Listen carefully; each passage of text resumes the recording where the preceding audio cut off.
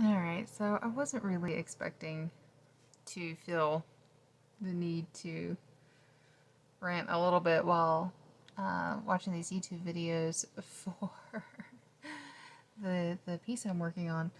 But one of the things that I hate about the like dramatized storytelling that they do for shows, in this case, it is the These Woods Are Haunted.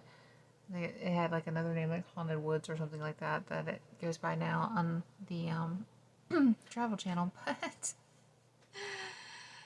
like, we're getting this story, and I don't know if it is for dramatic purposes or what, but you have the couple, David and Lisa, and Lisa's telling her part of they drove into the town, and like in one of the yards there was a group of people who just stopped and stared as they went by with their truck and trailer, and it gave her a weird vibe. And what were they doing just standing out there? They were in their yard, and they were probably staring because you had a truck with a trailer, and it's a small town, so maybe you just kind of stood out a little bit. Like, it's not creepy for people to be in their yard at night or to look when a car goes by. But, that definitely means evil vibes because people were looking at you as you drove by and were staring back at them. I find it funny. I guess everybody expects Southerners to either be all warm and welcoming and hey y'all, and I know I say that, but like seriously, like they expect either that or the worst of the worst. There's no in between. We're just people. Sometimes we're intrigued by somebody going by with a camper while we all hang out with our buddies in the front yard in the dark because it's nighttime in the summer. Like, it just means it was like, what, 9, 10 o'clock at night, and you act like it's weird. Whatever, you're the one who said it was an unusually hot time of year, and so you decided to go south. Whatever. Just a mini rant there. I still got like 15 minutes on this thing to go.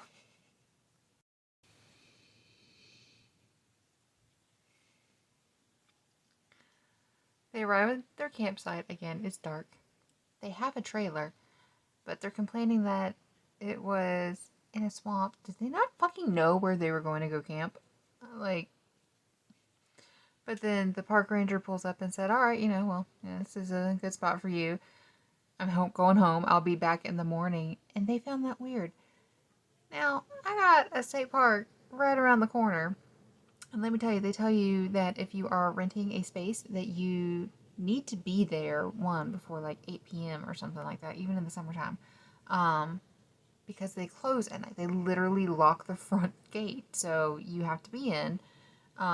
Once you're in the campsite overnight, you're there overnight. But it's weird that he was going home. Bitch, you don't know what his fucking work hours are? He could have been there 12 hours. And you're complaining because you, on a whim, decided to go and camp somewhere and didn't know what was going on. I'm sorry. Again, I don't know how much of this is dramatized for this. But I want to watch this, and then I have like another link that I want to listen to the story of, because these are the things that annoy me with, again, like the big interviews and just all the dramatization of things. Don't give me all of, like, I know they want to set the mood and everything, but it's, it just makes me go, did y'all are supposed to be like seasoned campers or some shit, like, and eat, like, you have a fucking camper, like, you've had to have done this before. It just bothers me. Maybe that's what happened to the lost colony. No. The lost colony wasn't lost. They moved. They said where they were moving to, and nobody looked. For years. They weren't there for years, and then when they did come, they didn't look. It was not dogmen or werewolves that took out the lost colony.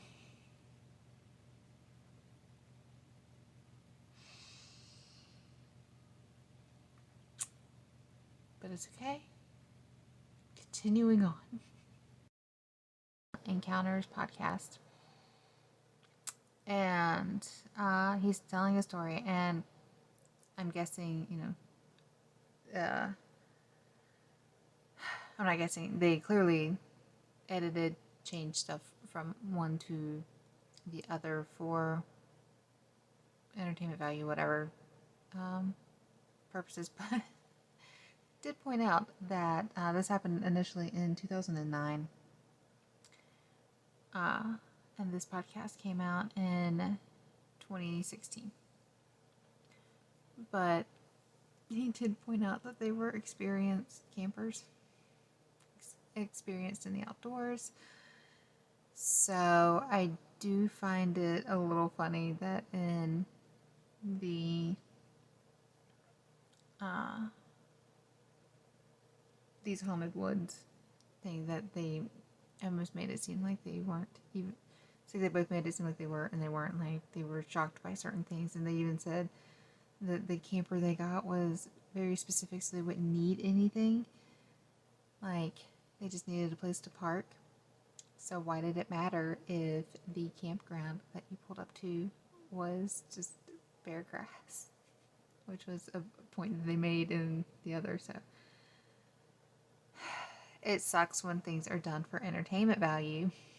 And, like, I'm gonna go with this is probably slightly more accurate to what he experienced, but at the same time, what can you believe when you've altered a story for entertainment value at any point in time?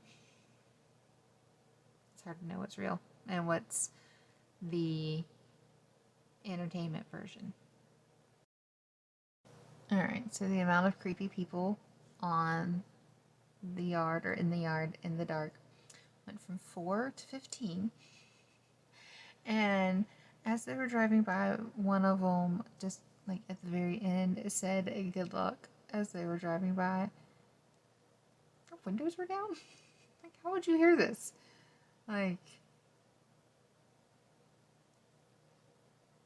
I don't know. I don't find it necessarily all that creepy. You even mentioned that there weren't like really any lights in the town or anything. I've driven through plenty of small towns, and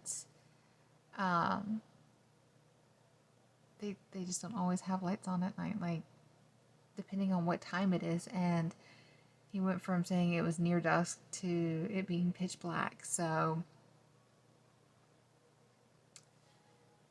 it's also supposedly October, so it could have been like 6 o'clock in the afternoon. But it's,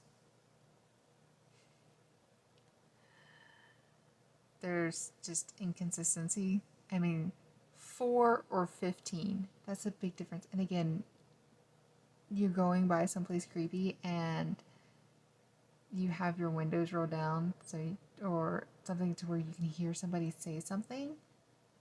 Like, he said said. He didn't say like he yelled or anything like that. Like, he said. It's just, that doesn't feel like a real thing that happened. That feels like added for entertainment value kind of thing. To me, it doesn't feel like it happened. Like, that doesn't feel like it should be part of the story because it just feels fake. Alright, so now, according to this, they actually left Pettigrew and went to Roanoke, and on their, like, this was around like 1 a.m. where they supposedly have their encounter, and so they're not even near Pettigrew anymore. They're just more in Roanoke. So like, why even tell that whole big thing? Like, oh my god, I have a cat meowing at me. He's being very annoying. I've already told him to shut up once. You hear him sound like he's all sad and pathetic? Anyways, the story clearly did not take place. Like, the location and the way it's described is changed between the stories. So again, very annoying, very frustrating.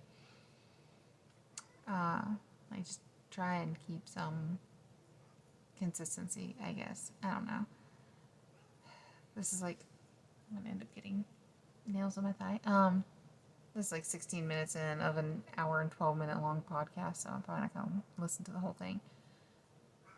It's just frustrating, you know, because again, what is the real story and what's fictionalized or dramatized?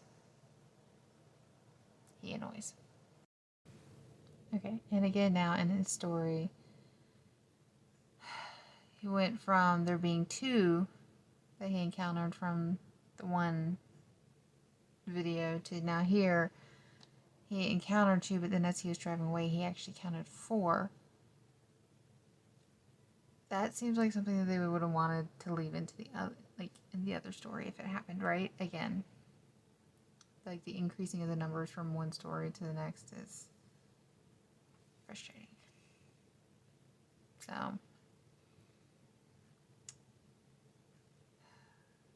I just don't know what to think with things like this, because to me it just all screams fake. And it sucks because I want to believe.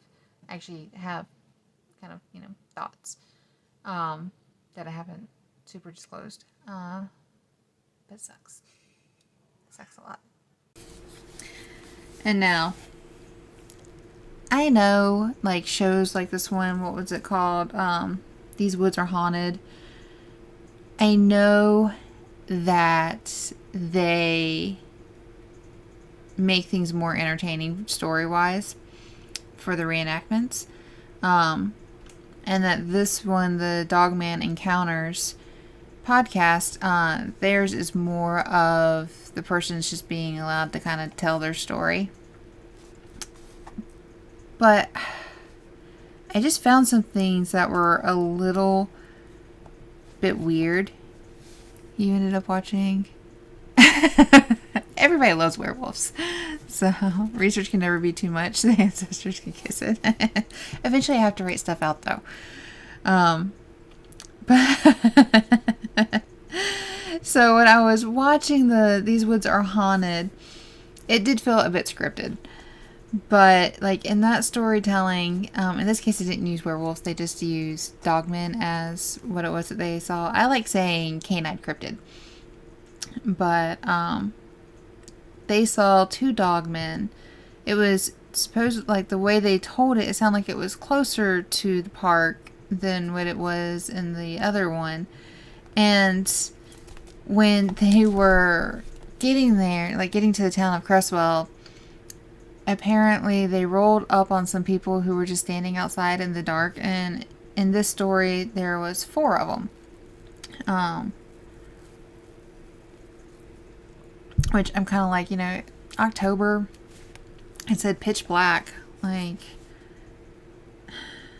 that could just be about any time. But and it's one of those things, it's like, so people were outside at night, like maybe they were like had a bonfire or something that had just gone out, or were getting ready to start one you didn't see, like whatever. But anyways, it seemed weird with some of their information that they provided in that one, because it almost felt like they were trying to seem like they were season campers, but they weren't season campers. It was very weird, but they had like an actual towable camper with them. So they didn't need tents or anything like that. They, weren't sleeping on the ground. But then I listened to the Dogman Encounters podcast, and they mentioned in this sighting actually took place in October of 2009. So we kind of have like a little bit of an idea of when things happened. In this case, he said he saw 4 dogmen, and that incident happened closer to Roanoke. And that when they were driving by the group of people that were outside, like just standing in the dark, it was 15 of them, and one of them supposedly spoke. And I thought that was weird, because it's just like, so you heard him say something to you? Did he yell it, or did he just say it? Because he said it, but that's a weird one for me, because you're rolling down the street and you see this. How slow are you going? Like, I get small town, it could have been like 25 miles an hour. We have a lot of small towns like that in North Carolina. I drive through them all the time. I even work in one, basically. Hey, Mr. Foe. But he said he, was driving by and heard somebody say something like, "Were your windows rolled down? You roll up on a creepy situation, you're not going to roll up your windows," or something like that. And you can hear somebody say something to you. But like those two things, the extra men and the extra dogmen, 4 dogmen versus 2, I thought it was weird didn't make it into the more dramatized version of the story. Because you think those bigger numbers would make it seem somehow spookier. And do not get me wrong, with both of these, if I wasn't looking into them for research purposes, I was totally enthralled. Great story. I loved it. From what I'm doing, I need consistent stories. And so I didn't like that it wasn't super consistent. And even he said they looked up the red wolves on their phone, and it being 2009, I actually tried to remember when I got my first smartphone, and I was a little late to the game. I got mine in, I think, 2010, maybe 2009. But I was trying to think of how much I actually did on my phone at that point in time. And these are like some kind of, fairly remote areas. I live in a much bigger portion of North Carolina, right? So, I'm still on the coast, on the southern tip, versus more up north. And let me tell you, we are not the most technologically advanced. And the further north you go into the Outer Banks area and Roanoke and all that kind of stuff, and more rural areas like where this is, you don't have the best coverage. So I thought it was kind of funny how often they kind of mentioned, like in the podcast, being on the phone. And that could just be because by that point in time, like retelling the story or something like that, it just kind of exaggerates it a bit. But I feel like there wasn't quite as much Facebook scrolling at the time. I could be wrong. Especially for the more older generation, because I know my parents, they took even longer to get smartphones than I did. But I don't know. Maybe I'm just overthinking something that seems like a insignificant detail of how much somebody was using their phone to where they weren't paying attention. But also, too, he supposedly shot one of them, but she didn't see anything because she was playing on her phone. Like, I don't believe something like that, right? You pull over because, and their story was they supposedly hit something and like had to pull over so he could check it out. I know, if it's in the middle of the fucking night and we've hit something and some already creepy shit has me on edge, do you know what I'm not going to be fucking doing while the Vikings walking around the car to see what damage was done? Being on my phone. I'm going to be like hyper vigilant to see what's going on. And instead, he supposedly shoots one of them and she's playing on her phone and misses the whole thing. Like, how did she not hear the gunshot at least? Like, they weren't in a crowded area. They're in the middle of nowhere. This would have been the only sound. And she misses everything? The more I think about that, the less I believe the way the story was told. Gotta get those levels on Candy Crush. Yeah, maybe that's what she was doing. Maybe.